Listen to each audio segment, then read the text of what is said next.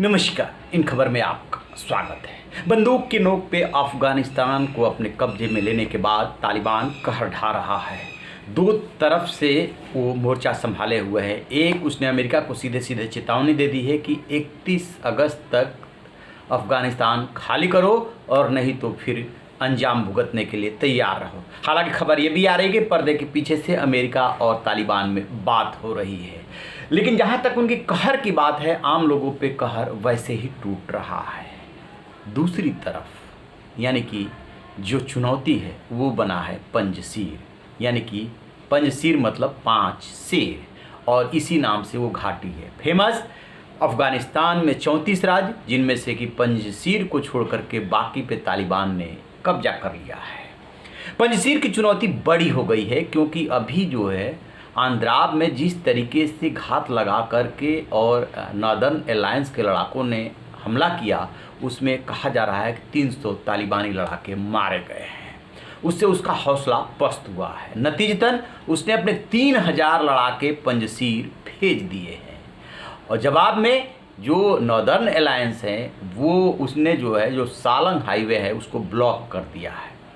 क्यों तालिबान के लिए पंजशीर चुनौती बना है? कौन कौन है इसके नेता? देखिए, पंजशीर में जो है अहमद शाह मसूद हुआ करते थे, जो 2001 में अलकायदा से मिल करके तालिबान ने मार दिया था। कभी उन्होंने पंजशीर को इनके कब्जे में नहीं आने दिया था तालिबान के। उन्हीं के बेटे हैं अहमद मसूद, जो उसके कमांडर हैं।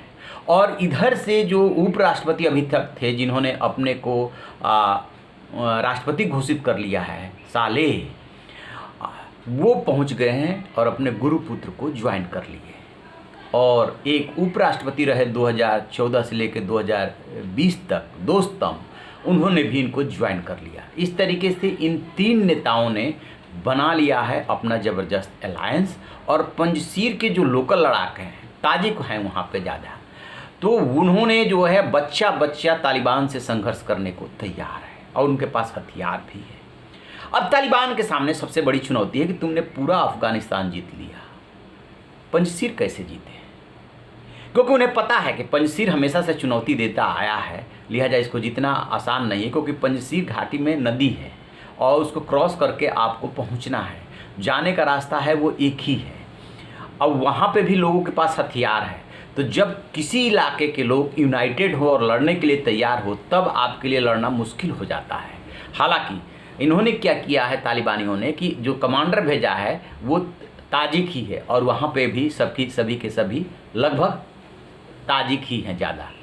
तो ये चुनौती उनके सामने बन गई है। पर्दे के पीछे से बातचीत हो रही है। इधर जो है जो अहमद मसूद हैं, उन्होंने साफ साफ कह दिया कि देखिए, सरकार बनेगी तो भागीदारी होगी, सबको लेकर के चलना पड़ेगा। नहीं, यदि जंग करना चाहते हो तो जंग के लिए हम तैयार हैं। और एक झटका उन लोगों ने दे दिया है कि इनको घात लगा के हमला किया, जिसमें 300 तालिबानी मारे गए, तो उससे अंदाज़ा लगा लीजिए।